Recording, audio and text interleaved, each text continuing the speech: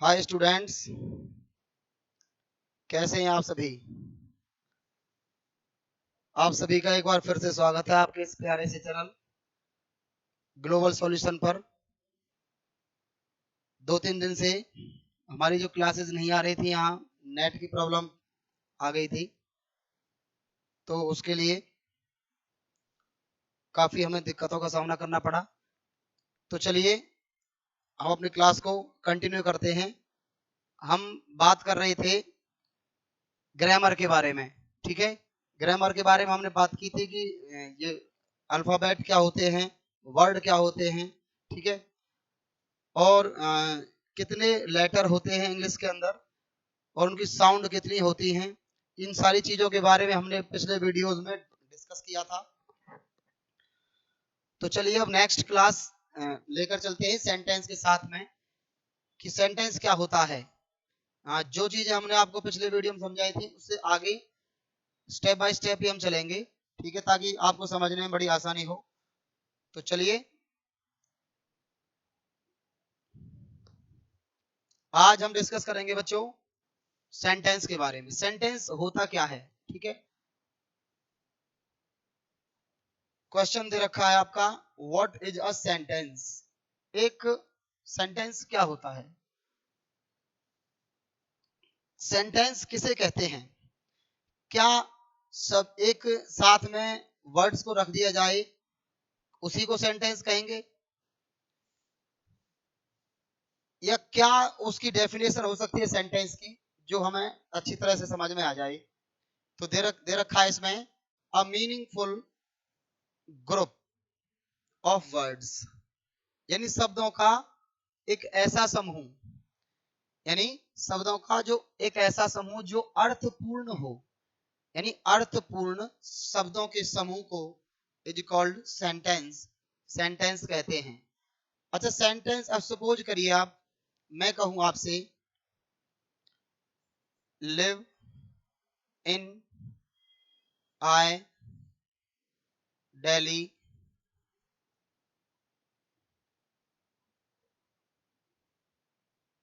Live in I Delhi DELLHI कर दो इसमें, तो क्या ये सेंटेंस है।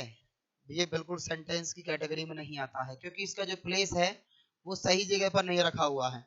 सबसे पहले किसका यूज करेंगे हम, सब्जेक्ट आएगा, उसके बाद वर्ब आएगी, और उसके बाद में आपका जो प्लेस है दिल्ली,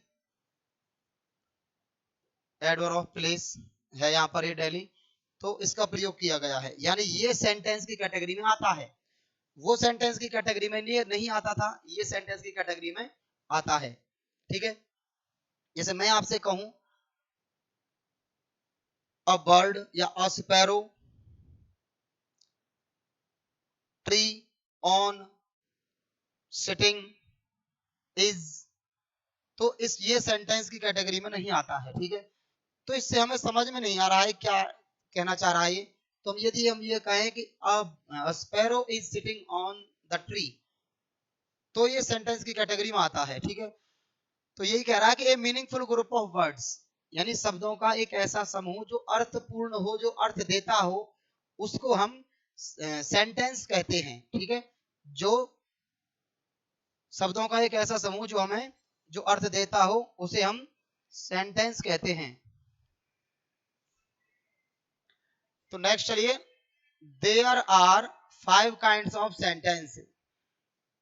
कितने प्रकार के सेंटेंसेस होते हैं, कितने प्रकार के सेंटेंसेस होते हैं, 5 प्रकार के सेंटेंसेस होते हैं बच्चों। कितने प्रकार के, 5 प्रकार के। फर्स्ट है जिनमें डिक्लेरेटिव, जिसे हम असर्टिव भी बोलते हैं। फर्स्ट जो सेंटेंस होता है वो डिक्लेरेटिव होता है, जिसका दूसरा नाम कहते हैं असर्टिव। ये किसके लिए काम आता है, ये इसका हम प्रयोग करते हैं, इसका प्रयोग किया जाता है इट एक्सप्रेसेस अ स्टेटमेंट।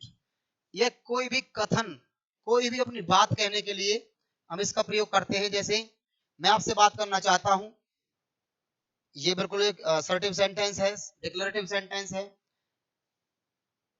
यानी मैं रोजाना बच्चों को पढ़ाता हूं, ये भी आपका डिक्लेरेटिव सेंटेंस है। तो डिक्लेरेटिव सेंटेंस को असर्टिव भी सेंटेंस भी बोलते हैं। डिक्लेरेटिव सेंटेंस को असर्टिव सेंटेंस भी कहा जाता है। यानी अब इनके काइंड्स दे रखे हैं। डिक्लेरेटिव सेंटेंस कितने प्रकार के होते हैं बच्चों? 2 प्रकार के होते हैं, अफर्मेटिव और नेगेटिव। डिक्लेरेटिव सेंटेंस के भी कैटेगरी होती है जिसे कहते हैं अफर्मेटिव और नेगेटिव। अफर्मेटिव यानी जो बिल्कुल सादा सिंपल वाक्य हो, जो जैसे कि मैं कहूं आपसे I work in a office, मैं एक ऑफिस में काम करता हूं, तो ये अफर्मेटिव सेंटेंस है। ठीक है, ये दे रखा आपका अफर्मेटिव सेंटेंस। जैसे he helps the poor. Negative sentence कैसे हो जाएगा? जैसे he does not help the poor, वह गरीबों की सहायता नहीं करता है, तो ये नेगेटिव सेंटेंस हो जाएगा। तो डिक्लेरेटिव या फिर असर्टिव सेंटेंस कितने काइंड्स के होते हैं? 2 टाइप्स के होते हैं। कौन कौन से? अफर्मेटिव और नेगेटिव। अफर्मेटिव और नेगेटिव 2 प्रकार के होते हैं डिक्लेरेटिव सेंटेंस। ठीक है बच्चों, चलो नेक्स्ट चलते हैं, इंटेरोगेटिव सेंटेंस। अगला पॉइंट है हमारा इंटेरोगेटिव सेंटेंस। इंटेरोगेटिव सेंटेंस का किस काम में आते हैं? Interrogative sentence, interrogative sentences are used to ask questions. Interrogative sentences are used to ask questions, प्रश्न पूछने के लिए इनका प्रयोग किया जाता है। तो देखिए, इंटेरोगेटिव सेंटेंस आस्क क्वेश्चन, यानी इंटेरोगेटिव सेंटेंस जो होते हैं वो प्रश्न पूछने के लिए प्रयोग में किए जाते हैं। इनका जो यूज होता है केवल प्रश्न पूछने के लिए होता है। इंटेरोगेटिव सेंटेंस 2 टाइप्स के होते हैं, क्लोज एंडेड और ओपन एंडेड। क्लोज एंडेड और ओपन एंडेड, यानी 2 टाइप के आपके ये इंटेरोगेटिव सेंटेंस होते हैं। क्लोज एंडेड क्वेश्चन कौन से होते हैं? क्लोज एंडेड क्वेश्चन वो होते हैं बच्चों जो हेल्पिंग वर्ब से स्टार्ट होते हैं, स्टार्ट्स विद हेल्पिंग वर्ब। यानी जो हेल्पिंग वर्ब से स्टार्ट होते हैं उनको हम क्लोज एंडेड क्वेश्चन बोलते हैं, और जो WH वर्ड से स्टार्ट होते हैं उनको हम ओपन एंडेड क्वेश्चन बोलते हैं। तो देखिए, ये हेल्पिंग वर्ब से शुरू हो रहा है, तो ये कौन सा है? क्लोज एंडेड की कैटेगरी में आएगा। Close ended. Where do you live, ये कौन सी कैटेगरी में आएगा? Open ended. यहाँ पे इसमें पहले लिखा भी हुआ है ये। ठीक है, यानी do you make excuses daily, क्या तुम रोजाना बहाने बनाते हो? क्या तुम रोजाना बहाने बनाते हो? तो ये कौन से कैटेगरी में आता है बच्चों? क्लोज एंडेड में। नेक्स्ट दे रखा है आपका where do you live. Where do you live, तो ये किससे स्टार्ट हो रहा है? ये आपका WH फैमिली से स्टार्ट हो रहा है। यदि WH फैमिली से स्टार्ट हो रहा है तो ये आपका ओपन एंडेड सेंटेंस बना, और ये ऊपर वाला हेल्पिंग वर्ब से स्टार्ट हो रहा है तो ये आपका क्लोज एंडेड क्वेश्चन बन गया। ठीक है, तो चलिए नेक्स्ट अगला है बच्चों, इंपेरेटिव सेंटेंस क्या होते हैं? इंपेरेटिव सेंटेंस का यूज कहाँ किया जाता है? तो आपको पता है कि imperative sentences are used to ask, imperative sentences gives a command और मेक्स अ रिक्वेस्ट। जो इंपेरेटिव सेंटेंसेस होते हैं वो क्या देते हैं? एक आदेश और एक रिक्वेस्ट, यानी प्रार्थना या आदेशात्मक वाक्यों के लिए हम इंपेरेटिव सेंटेंस का यूज करते हैं। जैसे मैं ये कहूँ आपसे कि आप खड़े हो जाइए, तो ये इंपेरेटिव सेंटेंस है। मैं कहूँ आपसे आप बाजार चले जाइए, तो ये इंपेरेटिव सेंटेंस है। मैं आपसे कह दूं कि एक गिलास पानी मुझे दे दीजिए, तो ये भी एक इंपेरेटिव सेंटेंस है। तो ये सेंटेंस कमांड और रिक्वेस्ट को शो करने के लिए होते हैं imperative sentence. The sentence that starts with let, अब जो सेंटेंस लेट से स्टार्ट होते हैं, किससे? जो सेंटेंस लेट से स्टार्ट होते हैं वो सजेशन और प्रपोजल, यानी लेट से स्टार्ट होने वाले सेंटेंस को हम सजेशन और प्रपोजल की कैटेगरी में रखते हैं। जो भी सेंटेंस लेट से स्टार्ट होते हैं उनका प्रयोग सजेशन या प्रपोजल के लिए किया जाता है। जैसे होता है ओबे योर पेरेंट्स, अपने माता पिता का कहना मानो। तो ये क्या है, ये सजेशन है, आपको सुझाव दिया जा रहा है कि आप अपने माता पिता का कहना माने। ठीक है, आपको अपने माता पिता का कहना मानना चाहिए। प्लीज सिट डाउन, कृपया बैठ जाइए। ठीक है, तो आपसे रिक्वेस्ट की जा रही है कि आप बैठ जाइए।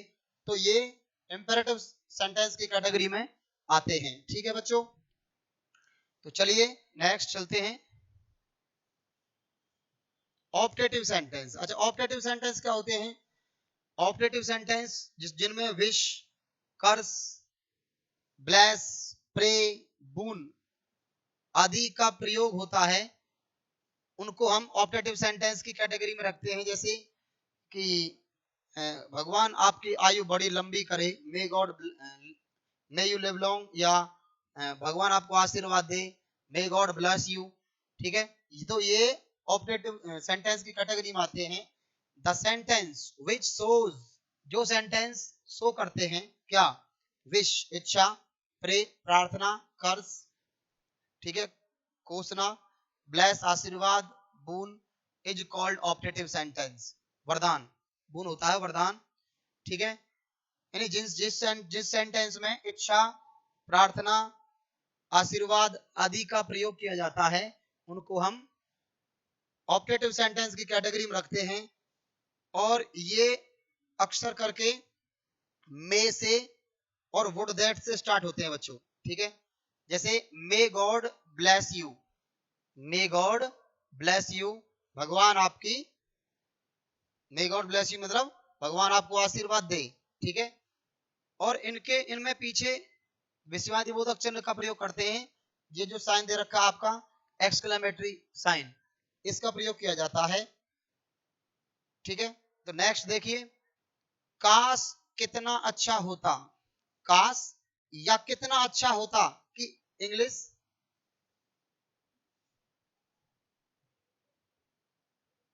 वुड दैट होती है। ठीक है, काश या कितना अच्छा होता कि इंग्लिश क्या होती है बच्चों?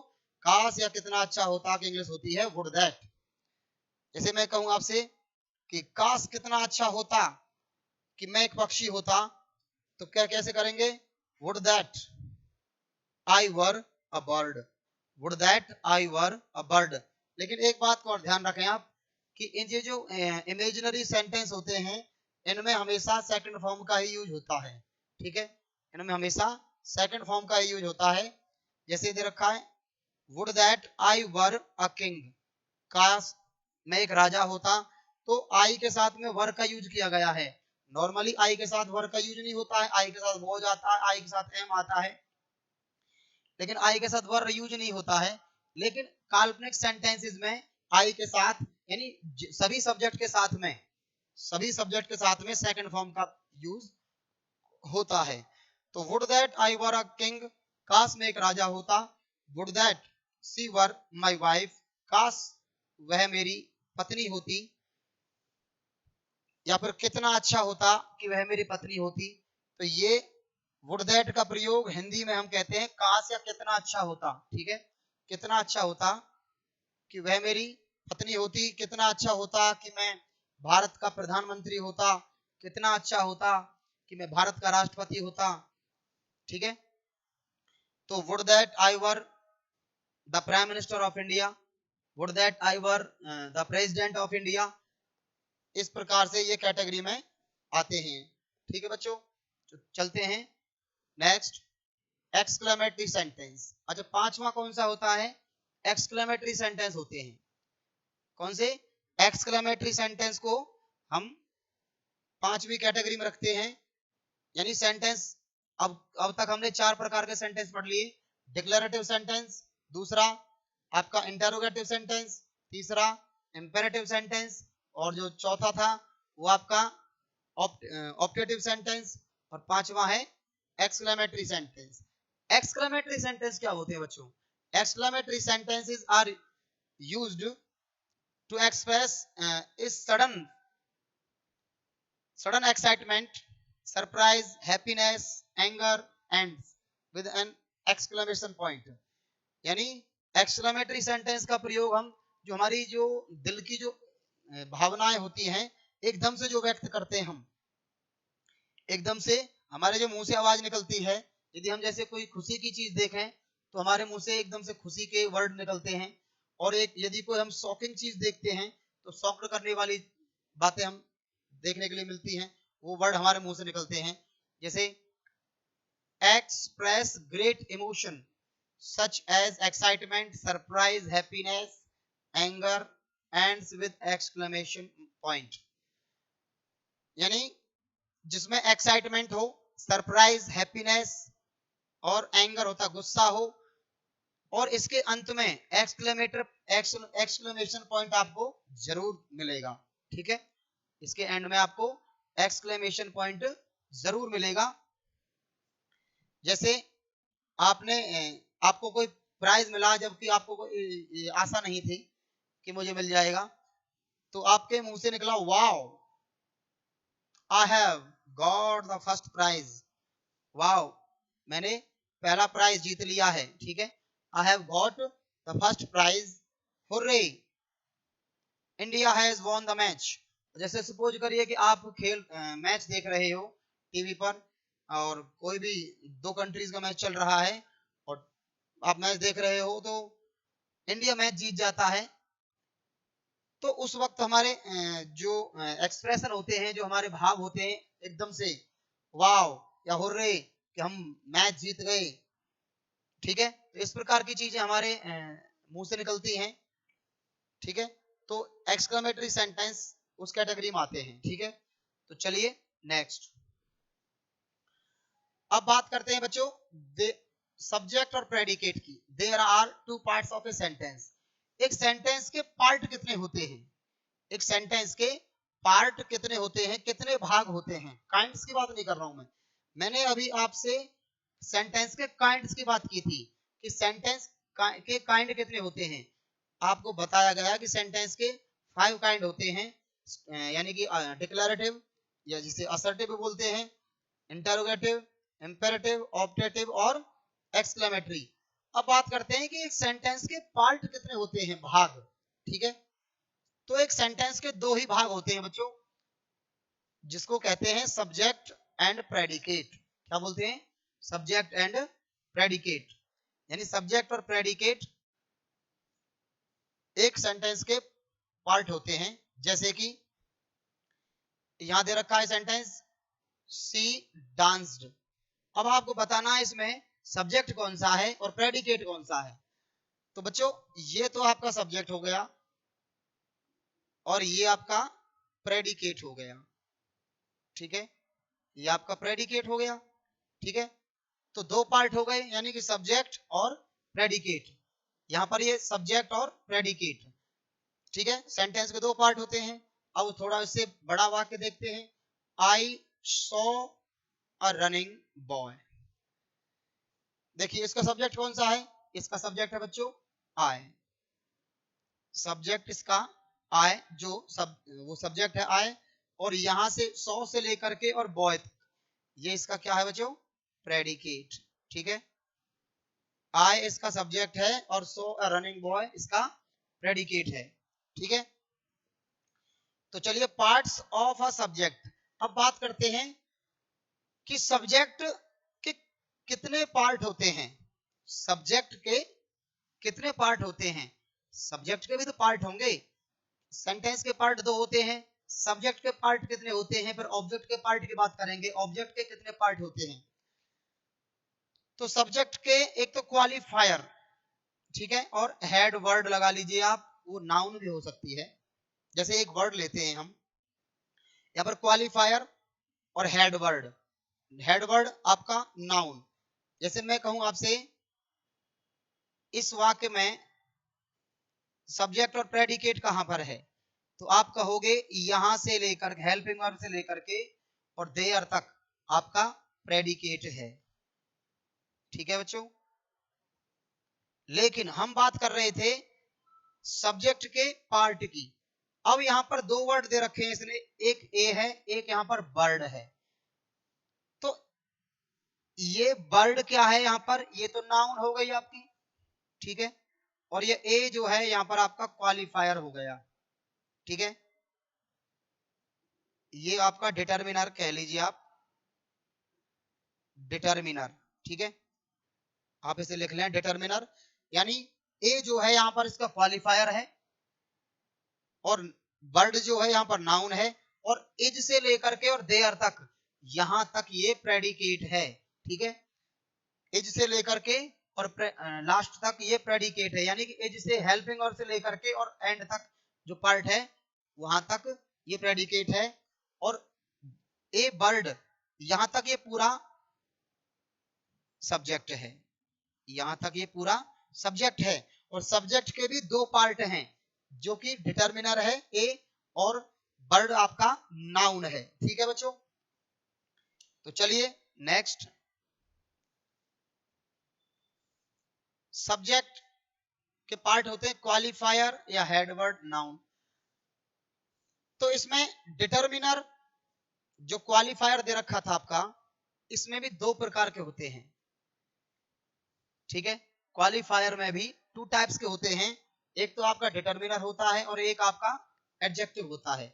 आप इसे एडजेक्टिव ना बोलें, एडजेक्टिव गलत हो जाएगा यदि बोलोगे तो, आप इसे जो डी को आप साइलेंट रखें, इसे ये बोला जाएगा एडजेक्टिव, ठीक है, एडजेक्टिव, क्या बोलोगे बच्चों, एडजेक्टिव, ठीक है, एडजेक्टिव और डिटर्मिनर, यानी कि जो क्वालिफायर के भी दो पार्ट होते हैं, डिटर्मिनर और एडजेक्टिव। तो देखते हैं सेंटेंस के माध्यम से, यहां से और यहां तक क्या है बच्चों, ये डिटर्मिनर है, ठीक है, यहां से यहां तक क्या है, डिटर्मिनर है, और यहां से यहां ये क्या है, ये एडजेक्टिव है, ठीक है, और ये आपके क्या हो गए बच्चों, ये हो गई आपकी नाउन। वैसे तो यहां से और यहां तक आपका ये सब्जेक्ट है, ठीक है,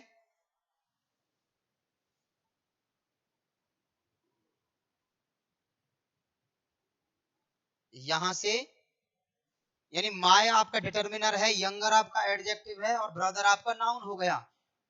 ये टोटल जो है कंप्लीट यहां से, और ये पूरा आपका सब्जेक्ट हो गया, और ये आपका प्रेडिकेट की कैटेगरी में आ गया। लेकिन हम बात कर रहे हैं सब्जेक्ट के काइंड की, सब्जेक्ट के काइंड्स की बात कर रहे हैं हम। तो यहाँ पर ये नाउन है, ये एडजेक्टिव है, और ये डिटर्मिनर है, ठीक है। तो डिटर्मिनर आपका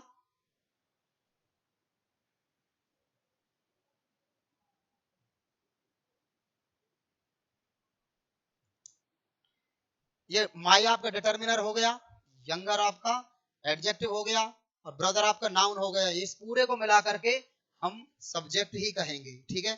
सब्जेक्ट के काइंड्स आपको समझ में आ रहे होंगे कि सब्जेक्ट भी अलग अलग टाइप्स के होते हैं। यहां से यहां तक ये प्रेडिकेट है। चलिए नेक्स्ट चलते हैं। यहां तक ये बच्चों डिटर्मिनर है, लिटिल आपका एडजेक्टिव है, चिल्ड्रन आपका नाउन है, ठीक है। तो यहां से लेकर और चिल्ड्रन तक, यानी सम लिटिल चिल्ड्रन, ये पूरा आपका सब्जेक्ट हो गया। सम लिटिल चिल्ड्रन ये आपका पूरा कंप्लीट सब्जेक्ट हो गया, और आर प्लेइंग ये आपका प्रेडिकेट हो गया, ठीक है। तो हम अभी तो सब्जेक्ट के बारे में बात कर रहे हैं कि सब्जेक्ट के पार्ट कितने होते हैं, डिटर्मिनर है, एडजेक्टिव है और नाउन है, और ये पीछे वाला हेल्पिंग और से पीछे तक ये क्या क्या हो गया आपका, ये आपका प्रेडिकेट हो गया, ठीक है। तो चलिए नेक्स्ट सेंटेंस लेते हैं। ये आपका इसमें दे रखा है, a beautiful lady sitting in the corner is Reena, एक जो सुंदर महिला बैठी है,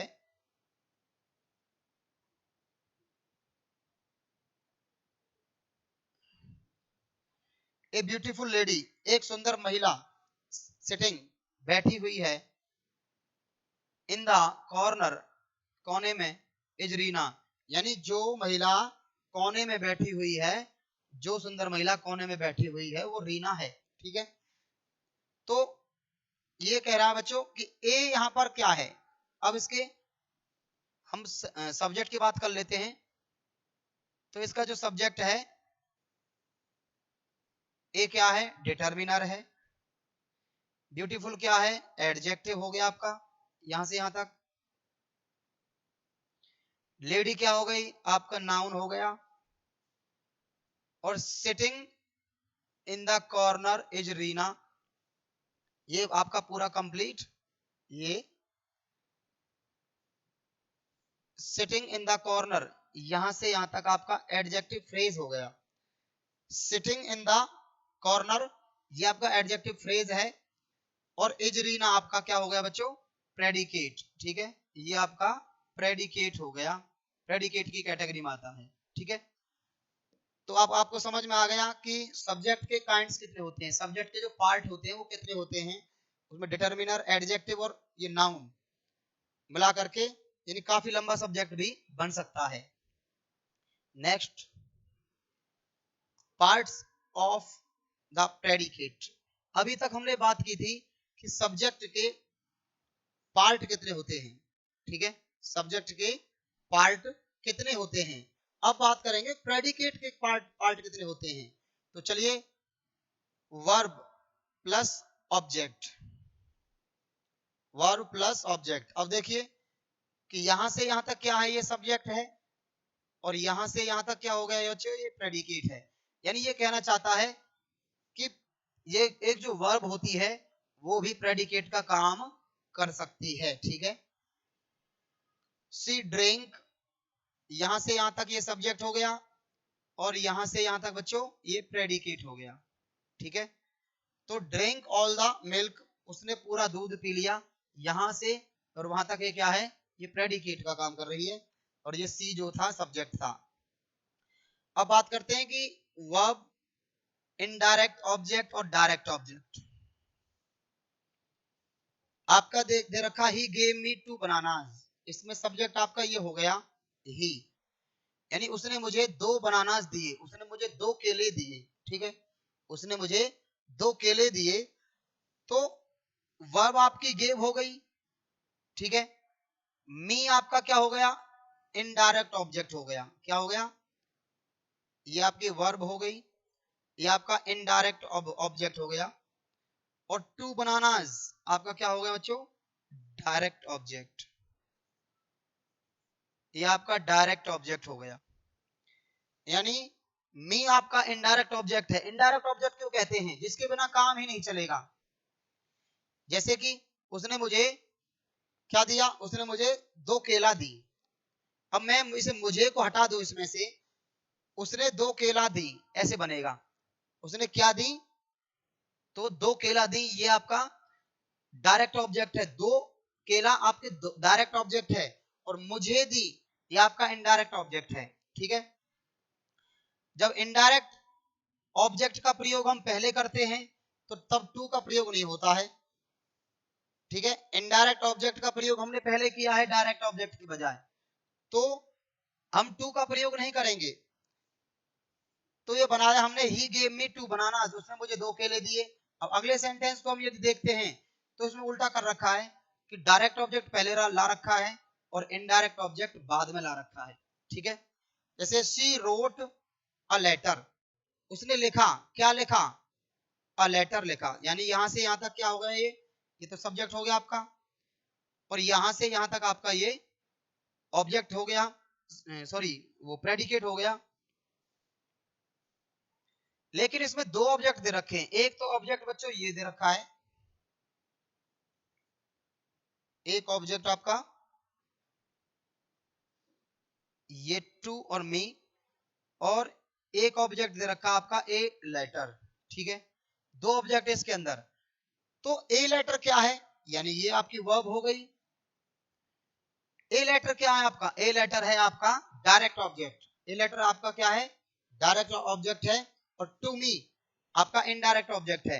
यदि मैंने अभी ये बताया था आपको, यदि इनडायरेक्ट ऑब्जेक्ट को, यदि इनडायरेक्ट ऑब्जेक्ट को हम एंड में लिखते हैं तो इनडायरेक्ट ऑब्जेक्ट से पहले टू लगाते हैं, और इनडायरेक्ट ऑब्जेक्ट को हम पहले लिखते हैं तो टू का प्रयोग नहीं होता है। ठीक है, यदि डायरेक्ट ऑब्जेक्ट को हम बाद में लिखते हैं तो टू का प्रयोग नहीं करते, और यदि डायरेक्ट ऑब्जेक्ट को हम पहले लिखते हैं तो ये इनडायरेक्ट ऑब्जेक्ट से पहले टू का प्रयोग होगा। ठीक है, ऑब्जेक्ट दो प्रकार के होते हैं, डायरेक्ट ऑब्जेक्ट और इनडायरेक्ट ऑब्जेक्ट। ठीक है, तो इसमें ए लेटर क्या है, ये डायरेक्ट ऑब्जेक्ट हो गया, और टू मी क्या हो गया, इनडायरेक्ट ऑब्जेक्ट। ठीक है, तो वर्ब को भी हम प्रेडिकेट कह सकते हैं, सिंगल को भी, यानी ये दे रखा वर्ब, इसकी वर्ब है गेव, इनडायरेक्ट ऑब्जेक्ट आपका क्या हो गया, मी, डायरेक्ट ऑब्जेक्ट आपका बनाना, टू बनाना हो गया। तो इसमें क्या दे रखा, she wrote a letter to me, उसने मुझे एक पत्र लिखा, इसमें सब्जेक्ट क्या आपका सी, रोट आपकी वर्ब हो गई, ए लेटर क्या हो गया आपका डायरेक्ट ऑब्जेक्ट हो गया, और टू मी आपका इनडायरेक्ट ऑब्जेक्ट हो गया। ठीक है, तो चलिए आगे चलते हैं। इसमें दे रखा है बच्चों वर्ब ऑब्जेक्ट जीरेंड, यानी आप देखिए सब्जेक्ट आपका यहां पर ये है। ठीक है, माय फादर, माय फादर क्या हो गया, सब्जेक्ट हो गया। और सब्जेक्ट में मैंने बता रखा है सब्जेक्ट के पार्ट अलग अलग होते हैं, ये आपका नाउन है, और ये क्या है बच्चों आपका, ये हो गया आपका एडजेक्टिव। ठीक है, ये आपका एडजेक्टिव का काम कर रहा है। ये क्या है यहां पर बच्चों आपकी, ये हो गई आपकी वर्ब, क्या हो गई, वर्ब। माय फादर लव्स, मेरे पिता को प्यार है, सिंगिंग, किससे, इसका ऑब्जेक्ट कोई पूछे तो क्या है, आप बताओगे, इसका ऑब्जेक्ट है सिंगिंग, यानी मेरे पिता प्यार करते हैं किससे, सिंगिंग करने से, यानी कि गाने से।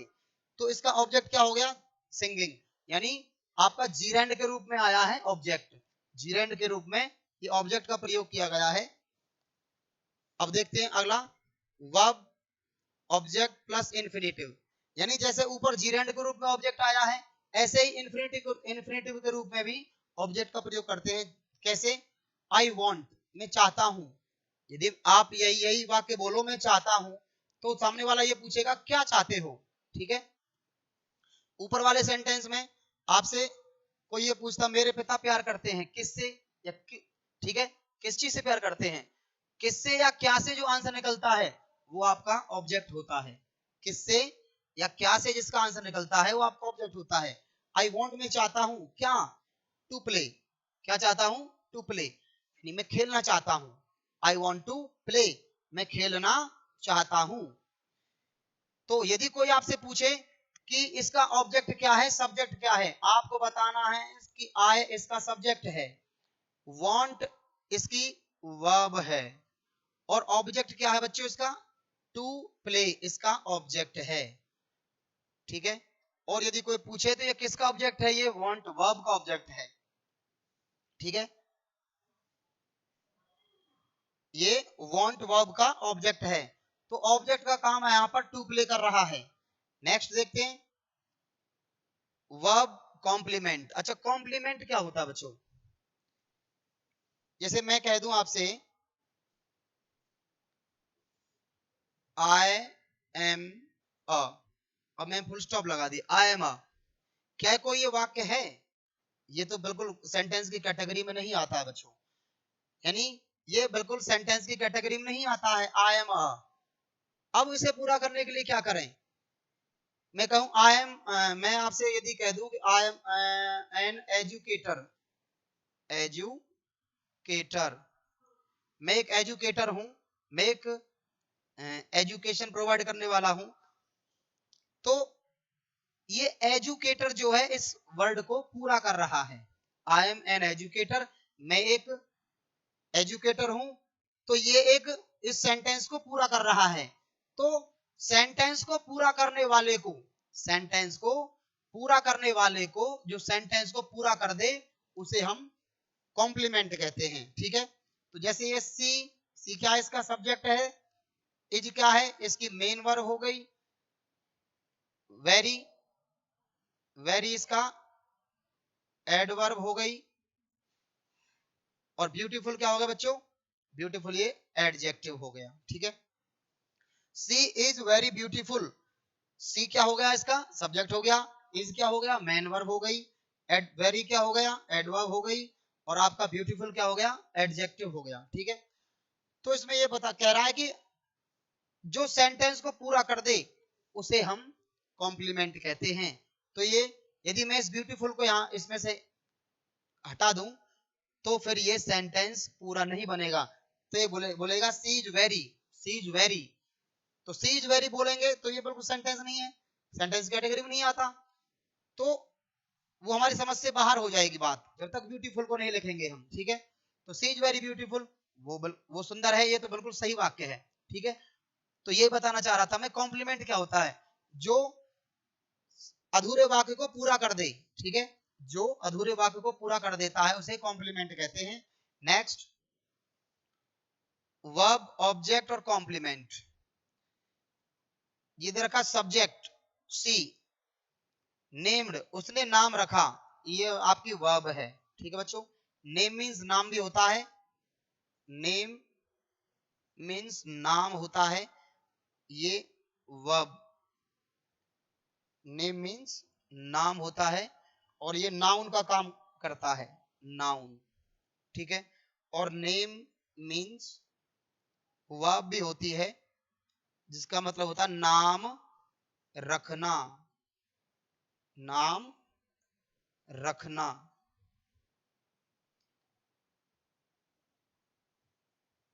नाम रखना, तो ये वर्ब का काम करती है।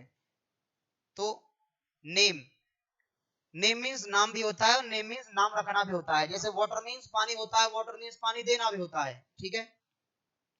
जैसे फेस मीन क्या होता है, फेस मीन चेहरा भी होता है और फेस मीन सामना करना भी होता है। ऐसे ही नेम मीन्स नाम भी होता है और नेम मीन्स नाम रखना भी होता है।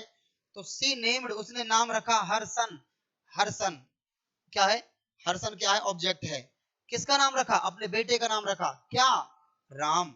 तो ये कॉम्प्लीमेंट कौन सा है बच्चों, राम, ठीक है। राम कॉम्प्लीमेंट का काम कर रहा है और हरसन आपका ऑब्जेक्ट का काम कर रहा है और नेम्ड आपका वर्ब है और सी आपका सब्जेक्ट हो गया, ठीक है। तो सब्जेक्ट, वर्ब, ऑब्जेक्ट और कॉम्प्लीमेंट, ठीक है। तो ये इस प्रकार से आपकी आज हमने सेंटेंस के बारे में जिक्र किया, सेंटेंस के बारे में बताया। आशा करता हूं कि आपको ये चीजें समझ में आ रही होंगी और नेक्स्ट क्लास हम रखेंगे, स्टेप बाय स्टेप ही चलेंगे ताकि आपको समझ में आती रही चीजें। टेंस, जो कि बहुत से बच्चों को प्रॉब्लम आती है टेंसेस में, क्योंकि ये फॉरेन लैंग्वेज है और हमारे जो स्टूडेंट्स हैं वो थोड़ा सा फॉरेन लैंग्वेज होने के कारण इसे थोड़ा सा परेशानी महसूस करते हैं। तो बड़े ही आसान तरीके से आपको बताया जाएगा और ग्रामर बड़ी आसान है, आसान तरीके से बताएंगे आपको। तो बच्चों ठीक है, आप अपनी इस क्लास को, वीडियो को बार बार देखें, एक बार समझ में नहीं आता दूसरी बार देखें, शेयर करें, बेल आइकन दबाएं और जिन्होंने चैनल को सब्सक्राइब नहीं किया है उस चैनल को सब्सक्राइब जरूर कर दें, ठीक है, ताकि आपको नए वीडियो तुरंत ही उपलब्ध हो जाएं। तो ठीक है बच्चों, कल मिलते हैं आपसे इसी वक्त, तब तक के लिए बहुत बहुत धन्यवाद। आप अपनी पढ़ाई जारी रखेंगे और नोट्स बनाते रहेंगे। धन्यवाद जी।